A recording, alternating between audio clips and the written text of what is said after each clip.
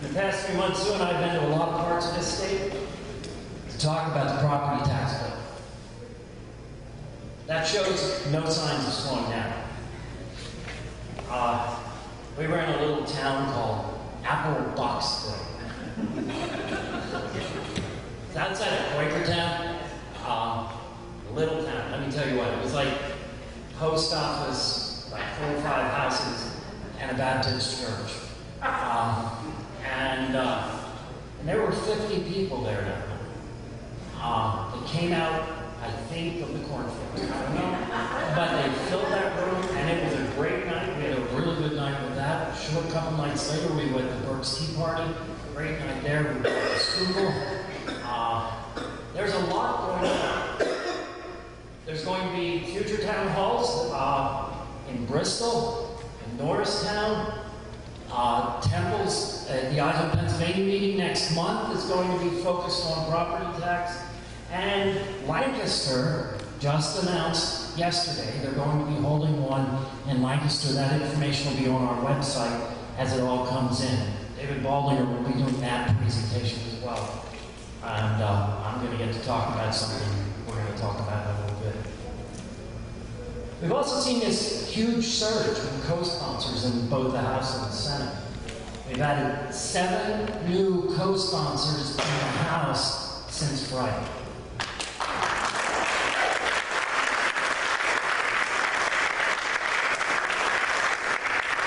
We now stand at 22 sponsors in the Senate and 77 in the House.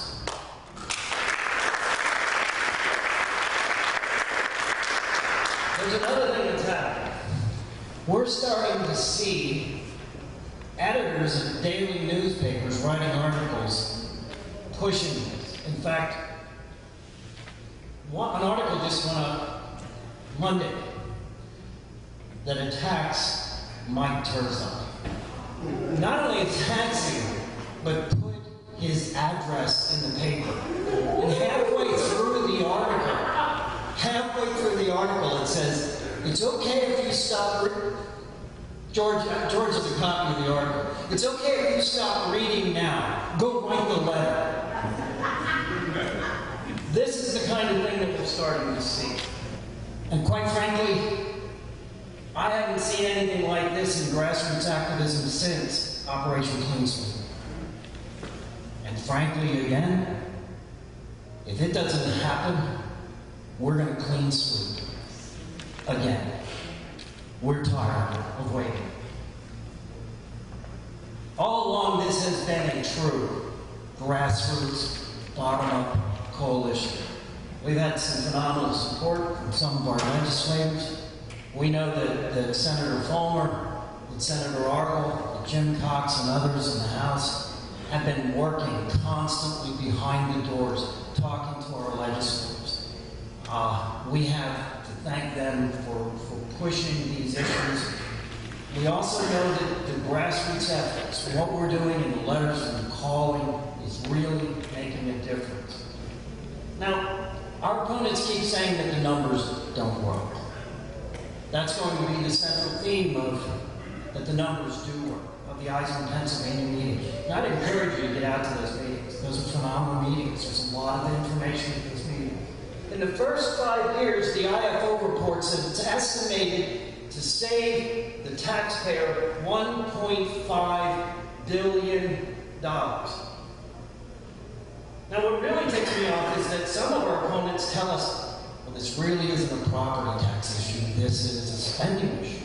Great, come on board. Because this is the only bill that caps spending.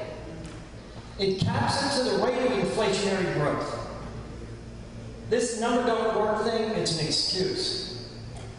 But I will tell you that under the current system, I can prove to you that those numbers don't work. For every property owner that's been forced into a mortgage foreclosure, a tax lien, a reverse mortgage, or has had their property seized from them, for those people, the numbers under the current system don't work. For every young family that wants to move out of rental servitude and into home ownership, but For those people, the numbers in the current system do not work. For every senior who is deciding what they must do without in order to keep their home, be that meds or food, those numbers under this current system already don't work. For every farmer that's been forced into clean and green against their will, the numbers don't work. For every small business that could use that property tax money to expand or to hire new employees, which, I thought we wanted to create jobs. For every one of them, it doesn't work. Property tax doesn't work. For every empty home in our city, for every blighted property, for every person who wants to improve their property but can't because of the property tax, your numbers don't work. The numbers under the system that you are trying to protect and preserve, they don't work. So I have a question for you. Just who do you represent? Because you sure as hell don't represent those people. But again, these are just common citizens. They aren't special interests. They aren't public sector unions or any other well-greased campaign funding machine. When our opposition says that the numbers don't work, they are demonstrating a disdain towards the taxpayer. That they don't care whether or not the numbers work for you, just so long as the numbers work for them. I'm tired of it. I'm tired of it. I've been in this fight too long, and I've listened to too many lies, and I've listened to too many excuses. These numbers do work.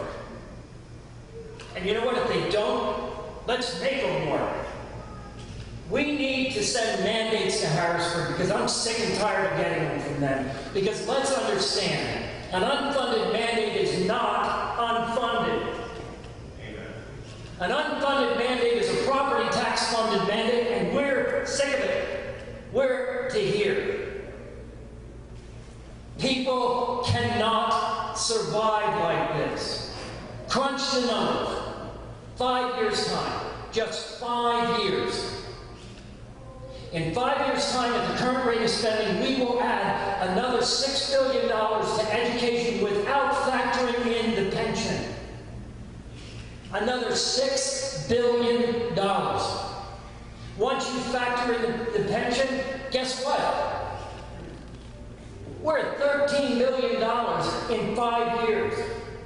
We're spending $27 billion now. Do you know what the entire budget of the state of Pennsylvania is? What it was just approved at? 28.3. We're spending as much in education as it costs us to run the whole state. But you should know that because we're already spending 3 times what it costs to run our county and municipal governments combined. 3 times. And over again, what do we hear all the time?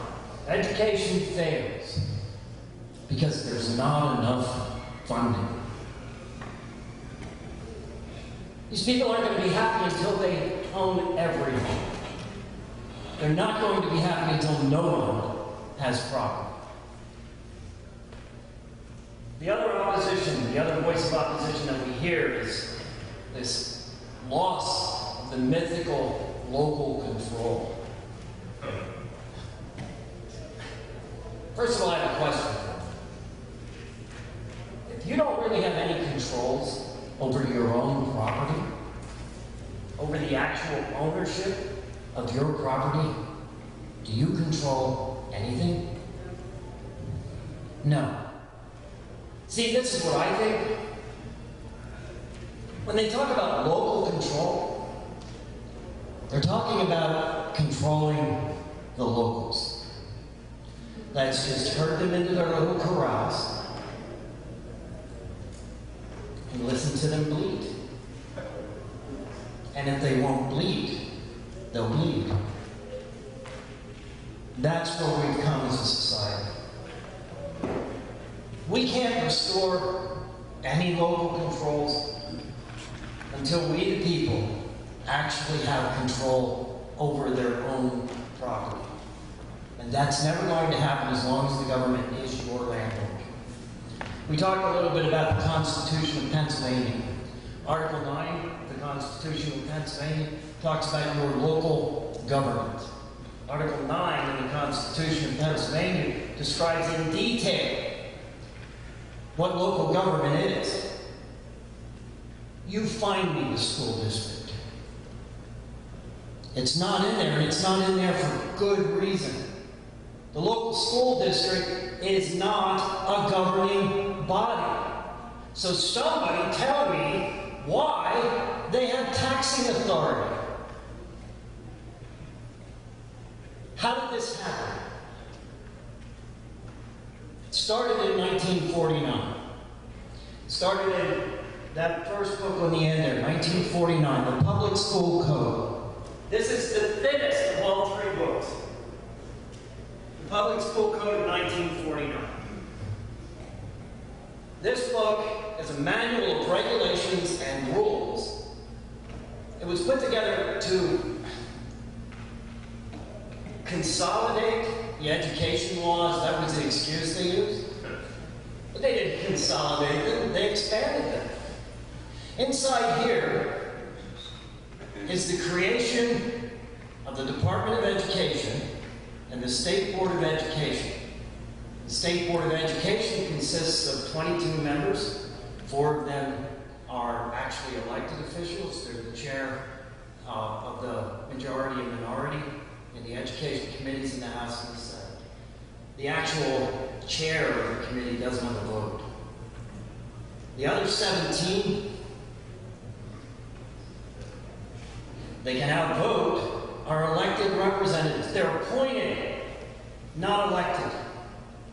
And they gave us this monster, Title II of the Pennsylvania Code.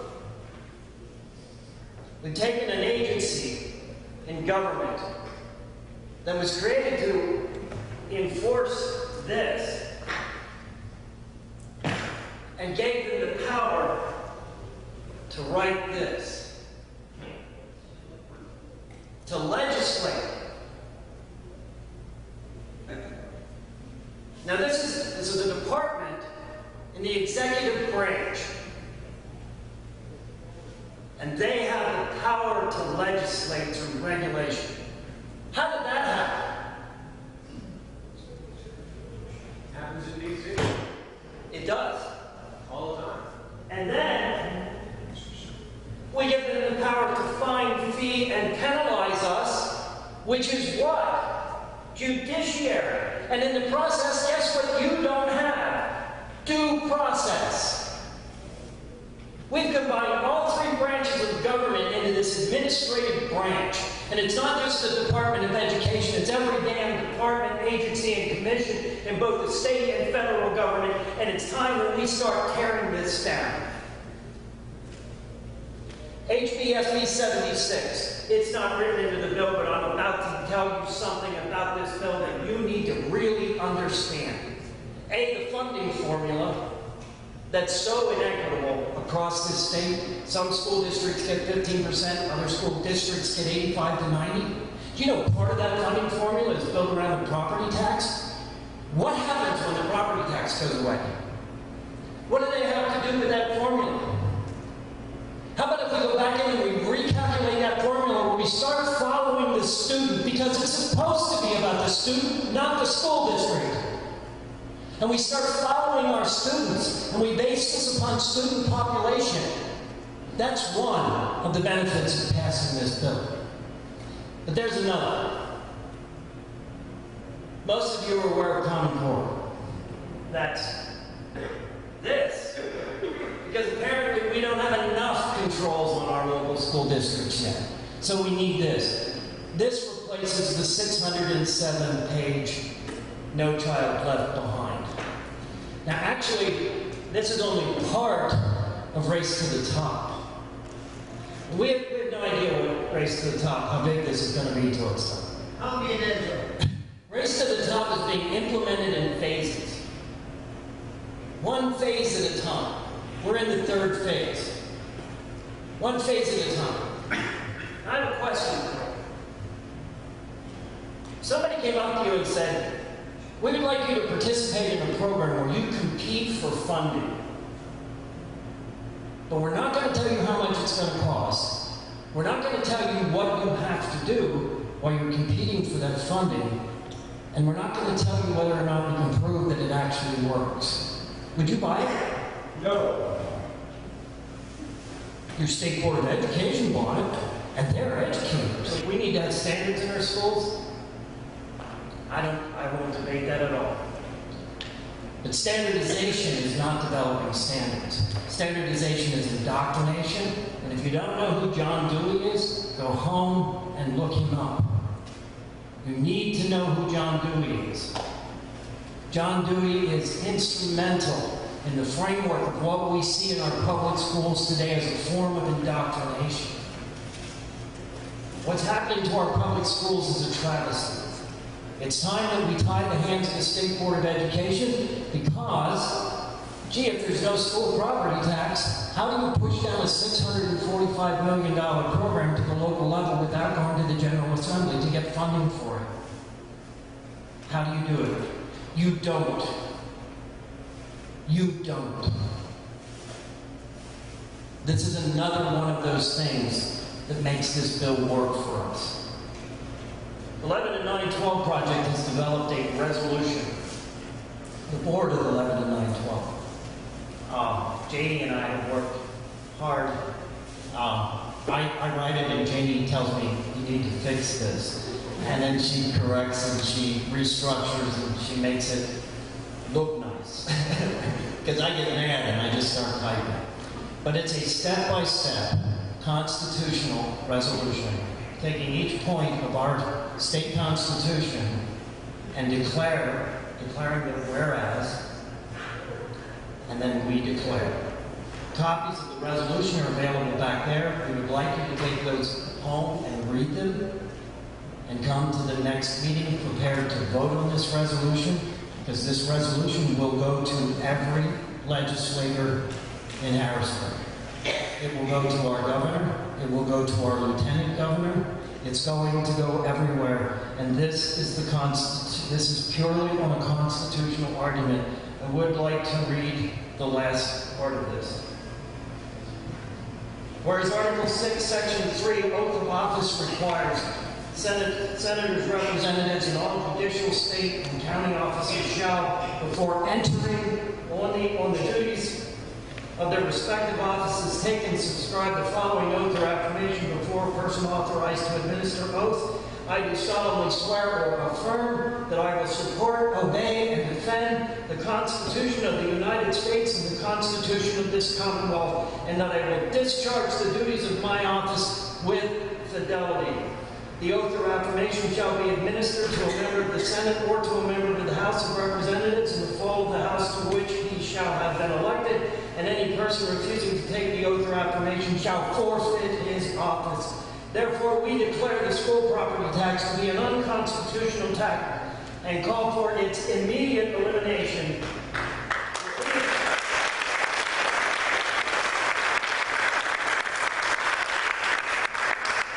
Relief instead of reform is not an option. The entire structure of school funding through the unconstitutional application of the school property tax must be eliminated. It must be replaced with a system of taxation based on product and labor, sales and income, that is tied to inflationary and economic protections of those being taxed.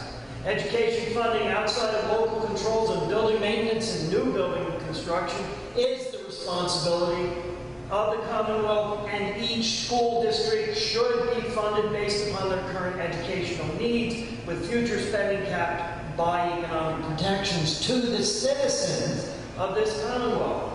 The funding for new buildings, the maintenance of those buildings should be the responsibility of the local community, and the decisions on those projects must be placed firmly before the citizens in that community through voter referendum where they can give their consent by vote. All future mandates and regulations must be tied to the limitations of available revenue adjusted by economic measures so as not to place unnecessary burdens on those being taxed. To this end, we support the Property Tax Independence Act under House Bill and Senate Bill 76 as a way to move the school property tax under conformity to the Constitution while upholding the principle of the protections of our inherent rights to be the primary objective of our legislators. We also declare that any legislator who refuses to support such legislation is in violation of their oath of office and therefore unworthy to reside in that office under the oath they have sworn to uphold.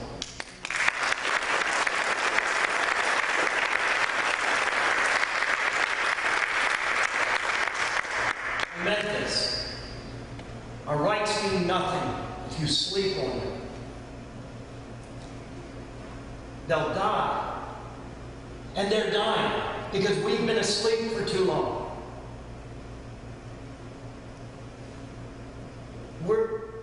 We committed suicide. The only thing that's going to do this is if you become engaged in this process. You have got to be the change that you keep expecting others to fix. Stop electing representatives to fix your problems. Yes, of course, we want them to go there. But we don't really need new laws. We need to start getting rid of the old ones.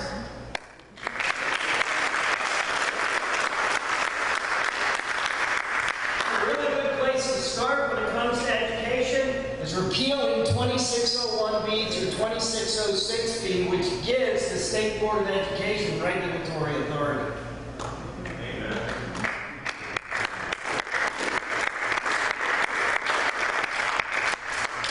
No reason that it costs this much to educate our children. And I believe that our children need a quality education. They're not getting it. But they're not getting it in our schools today. What we're doing is creating a system where we don't want to make the kids who can't, because look, there are kids who can't. And we need to understand that. There are kids who can, sometimes because they won't. But we can't make them look bad. So what we have to do is tie the hands of the students who do. So that when they excel, they don't make the other students feel bad. But you know what I'm tired of? There was a survey that's been done. The United States now ranks 17th in education. We're behind Finland. We're behind Czechoslovakia. Some of these countries are actually, they're educating their children at 3 times the rate of the education of our American students. And what we're seeing is we look at standards. Since the school board, the State Board of Education, since it's been implemented, education has stagnated. We talk about declining. There are times when it does decline, and there are times when it peaks a little. It happened in 2009, but that had more to do with teachers who were cheating than it had to do with actual test results. In fact, 140 teachers were cited for cheating on the standardization tests, and we couldn't fire a single one of them because teacher performance is not tied to the students. That's what we have in education. The document Title 22, I'm not asking you to go home and read it. It's a huge document. I have read it. There are portions of this that are a union contract. It's just one protection after another of the teachers' union. And we're paying for that. We're going to be paying for that through the pension. We're going to be paying for that in more ways than you can imagine. In 1965, we talk about the school property tax, and people think, oh, we've always had a school property tax. No, that's not true. It's not even close to true. We've always had property tax in some form or another. In 1865, I think it was, we legitimized it in Pennsylvania. But 1965, Act 511, by mandate, our legislators separated our school districts from the controls of our municipal and county governments and gave them an unconstitutional taxing authority. The first thing they did, we had 2009 school districts. I hear a lot of time people say, we have too many school districts, and if we can consolidate them, oh, we'd save all kinds of money. Well, you know, that's what they said in 1965. We have 2009 school districts, and if we consolidate them, we're going to save a ton of money. It took until 1988 to move us from 2009 school districts to the 501 school districts that we have now. Technically 500. One of them is really two school districts is really one school district. But it took us until 1988 to get there. Since that time, administration costs have increased by 59%. The cost for educating our students, per student, has increased by 133%. But that worked, didn't it? Now what are you seeing in your regional comprehensive plans? Let's consolidate, because we're going to save money. You know what? It didn't work in education. It's not going to work. Because what are we doing? We're empowering agencies, and we're empowering bodies, and we're giving them authorities that they don't own, they don't possess. We have no right. There's a principle in our government that we have delegates as our representatives, and to them we delegate responsibilities. Let's cut to the chase. I can't break into my neighbor's house and steal from them, no matter how much I need it or the person I'm stealing it from to give to another person needs it. If I do that, I go to jail. So how can I delegate that authority to an elected representative and call it the property tax? I can't. I can't. There's a lot going on. We've made a lot of momentum. I will tell you that the 7 new co-sponsors are all Democrats.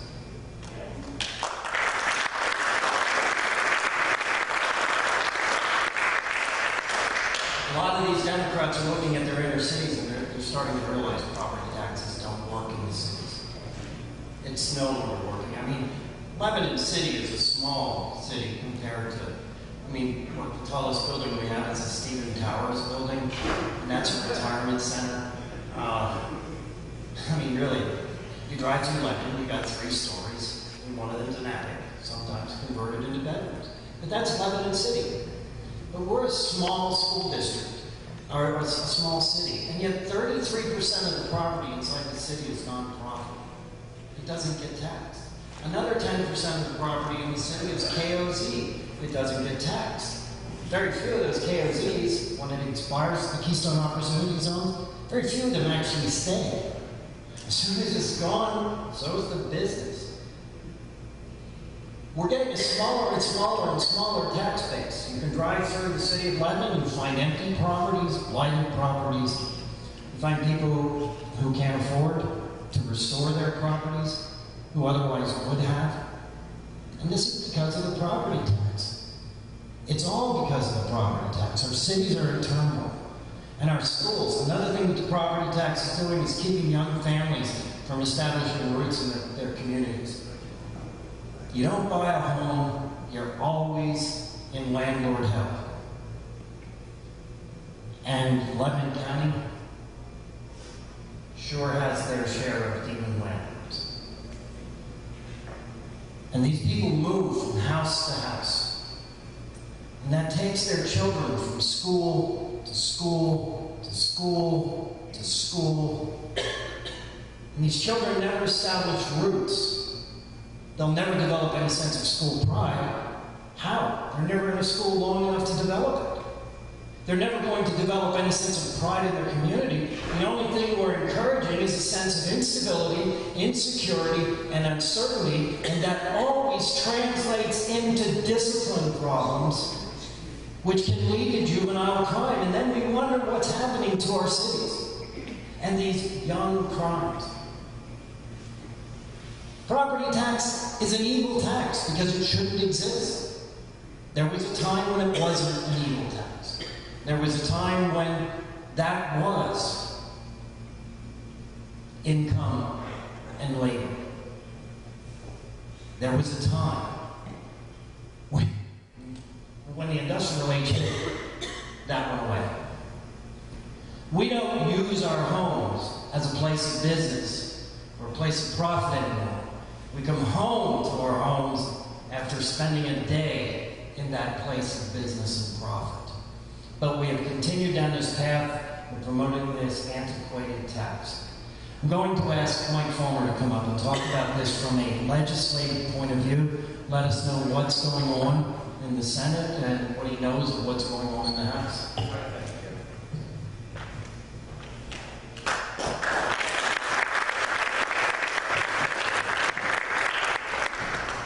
Can everybody hear me? Well, Verizon phone's over the government, so I just want to let you know that. Come on, they're listening. Anyway, what's going on? I'm very excited. Last year at this time, I wasn't so excited. We only had 13 co-sponsors. It seemed like we were running out of steam, and I thought, oh no, what did we do? We just got the electorate excited again about what we could do to eliminate this antiquated and I believe unconstitutional taxation, and it wasn't going anywhere. So Senator Argyle and myself, we met with our staffs, and by the way, I said this at the Brooks County Tea Party meeting last week. If you have an opportunity to send a note to John Hopcraft, who works on Senator Argyle's committee as a staff person, give him a boy. He's doing a great job. What we did in the Senate was Dave and I divided up all the senators. And we divided up the Republican senators, and then we had Senator Swank and Senator Utacek divide up the Democrat senators to see what we could do to convince them to get on board to be co-sponsors. And we went door to door, literally, and went to each senator to speak to them. We actually are not totally completed. We just had a great meeting with the Philadelphia Senate delegation. Actually very promising. And if we could get the Philadelphia delegation on board, I believe this puts us over the top on the Senate side.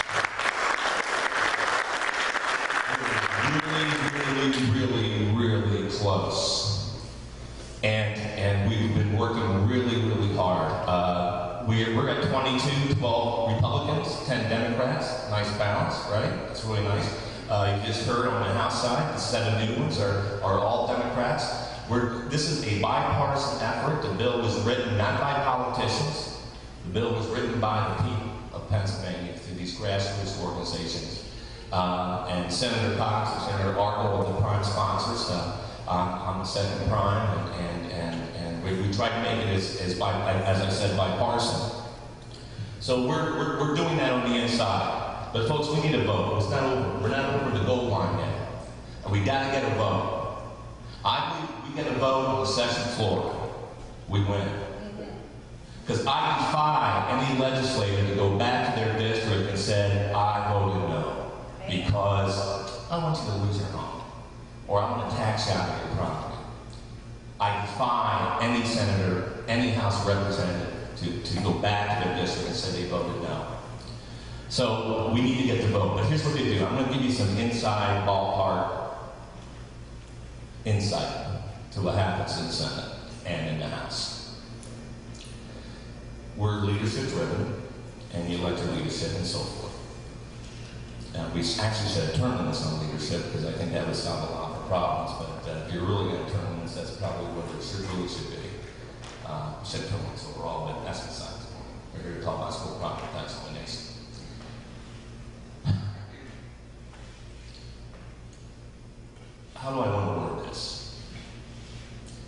here's what happens. You get a controversial bill, and this bill is deemed to be very controversial. And why is it deemed controversial? It's deemed controversial because there's a lot of special interests opposing it. That special interest are the unions.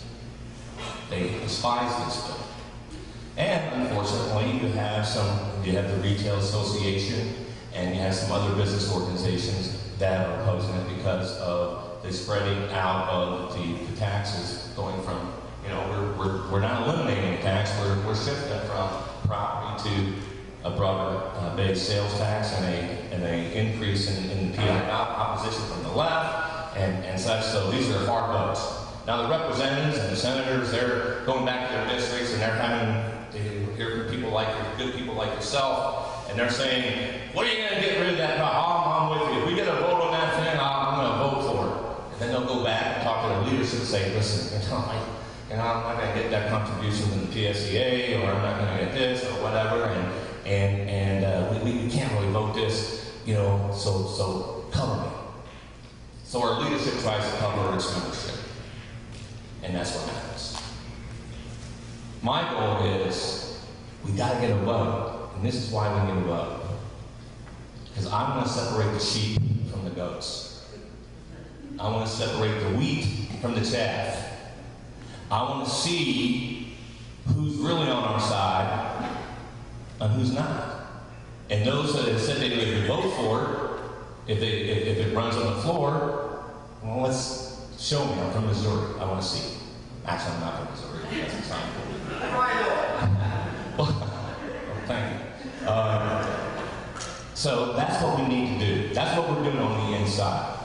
And we're trying to force this vote. Now, you say, "Oh my goodness, you have 22 state senators. You only need 26. Now remember, to get anything done in Harrisburg, you got to remember these three numbers. These three numbers, 26, 102, and 1. You need 26 senators. You need 102 House members. And of course, you need the governor to sign it. If the governor doesn't sign it, then you need a supermajority, and you start the process over again. And it's a major battle.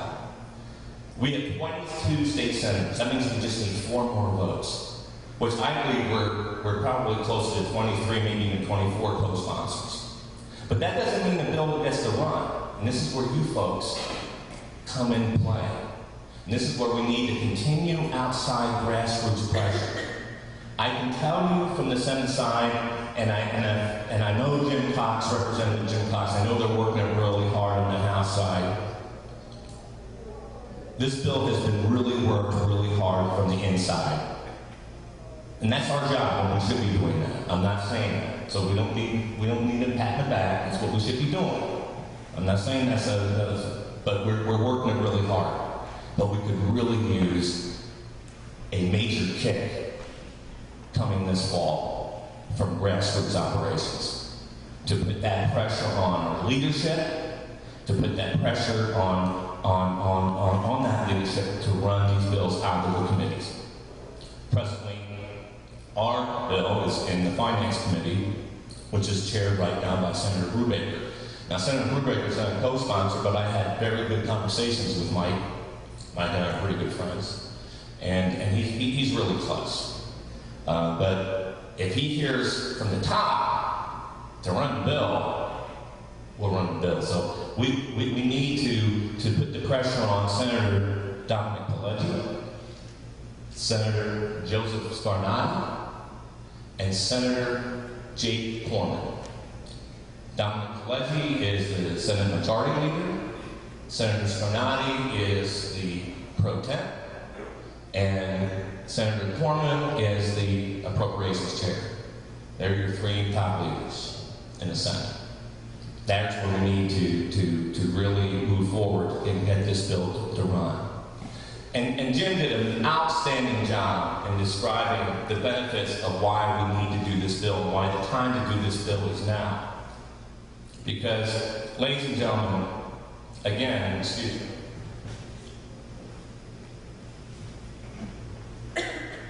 when you're looking at this total, for instance, the total spend of education, and I am the chair of the Education Committee. And I'm looking at this $27 billion spend, but yet we don't have books in certain classrooms, and we don't have, teachers have to bring supplies and crayons and paper to the classrooms, things that would be normally, you would be expected to be provided for. And you say, how did we get here? How did we get to the point? Well, folks, back in 1995, our total state spend on education was $13.5 billion.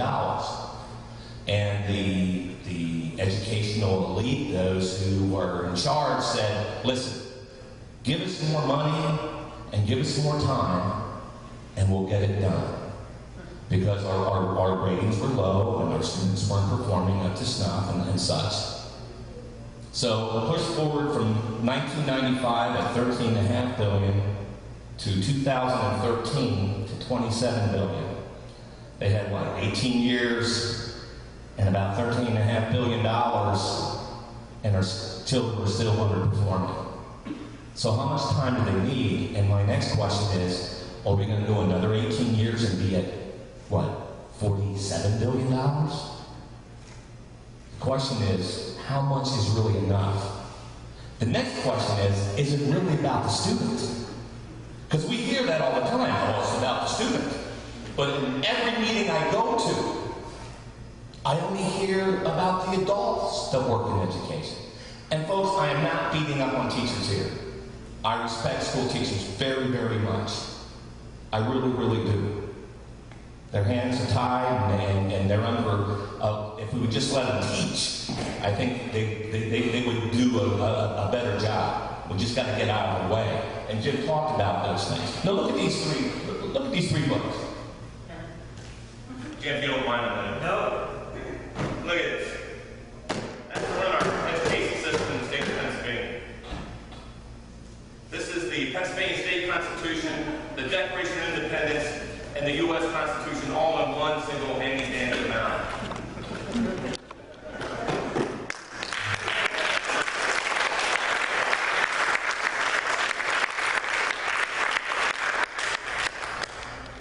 What it's about control. It's not about the education of our students.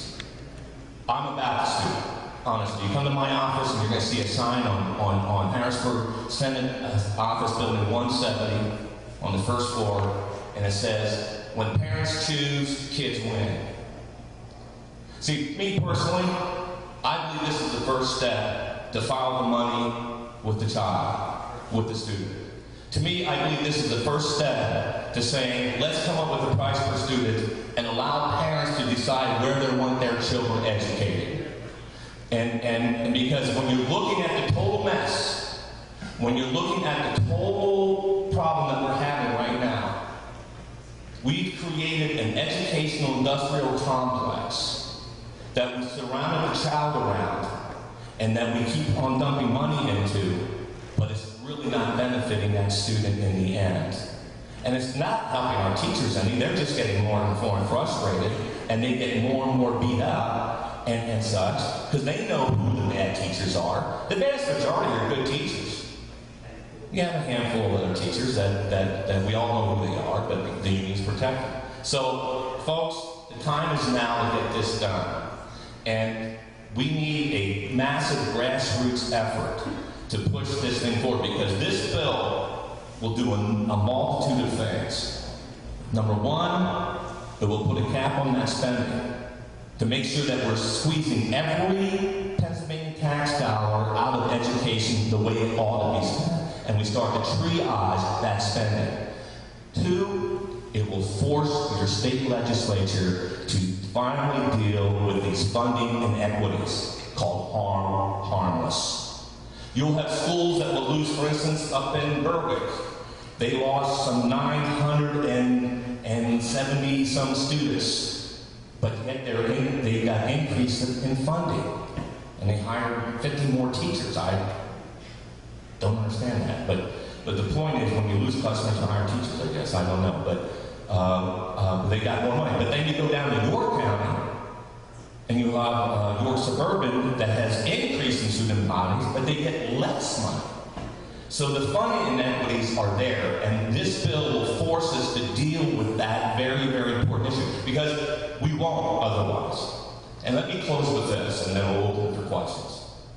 The reason why we are having a hard time getting a common sense bill like this through is that, number one, there are certain fearful things. With anything with change, there's certain things to be feared. But as Franklin Delano Roosevelt said, that the only thing we really have to fear here is the fear in itself. Because there really is no fear when you come down and start saying, this is how we need to squeeze every penny out of every tax dollar. But this is why we're having such a hard time. When I first got elected back in 2006, I went to every editorial board at that time, and that president of the district, which was made up of Berks, Chester, Dauphin, Lancaster, and Lebanon County. Now they moved me west. I just have Lebanon County, Southern Dauphin County, and Northern York County. That's going to be the new district. But at that time, I went to the Reading Eagle, the Lancaster newspapers, the Lebanon Daily News, and the Harrisburg Patriot. And they each said the same thing to me. They said, Mike, we really admire your passion. We appreciate your idealism, but Mike, you gotta get real. You gotta get real. So I left those meetings back in 2006 going, what is this realism that is so much different than my idealism that they said that they admired? So I came up with this definition. I said that their so-called realism was my idealism that was sacrificed on the altar of self-interest. See, what's happening, folks, is this. If we do not pass this bill, we're going to do it once again. We're going to sacrifice principle on the altar of self-interest. And we cannot allow that to happen. So what I'm asking from you all is this. I can tell you, Senator Argyle, Senator Utrecht, Senator Swank, and myself, we're the leaders of Senate Bill 76. On the House side, we have Representative Cox, and at this present time, I can't think of the other three members, but we made it a bipartisan issue, are working really hard on the inside. We need to fill that bus. You need to be there September 24th, 2013. And you need to be looking and talking to, and let them know that you're here. I guess last year they called you, what, cockroaches or something like that? But, you know, names and names, and that's unfortunate. But We wear that like the bad. there you go. The point is, you're really, really close. I'm not trying to build an unexpected expectation here, folks. You never, as this old sales guy, you never want to oversell. But I will tell you this, we are really, really close this time. The numbers do work. Is the bill totally perfect? No. But what we had to do was, we had to get the bill so that we could get to 26, 102, and 1. We had to get the bill so we could be bipartisan. We had to get the bill so we could get it over the finish line. And like any bill, it's never finished. That work will continue. We'll look into the funding formulas. We'll look to repeal what I've been asking them to do. You know, this year, you know what's really frustrating about this year's budget? I was trying to do some simple mandate relief for our school districts. Well, at first, I couldn't get rid of Section 751 because the unions didn't like that because it dealt with prevailing wage and boom, boom, boom, boom, boom. So we couldn't do that. So I said, all right, so we'll at least get them 60% ability to control their own costs on an individual school district basis. And I couldn't even get that through because of special interest. This bill will help us start the path of true, what I believe, educational reform. If that's what we're really talking about.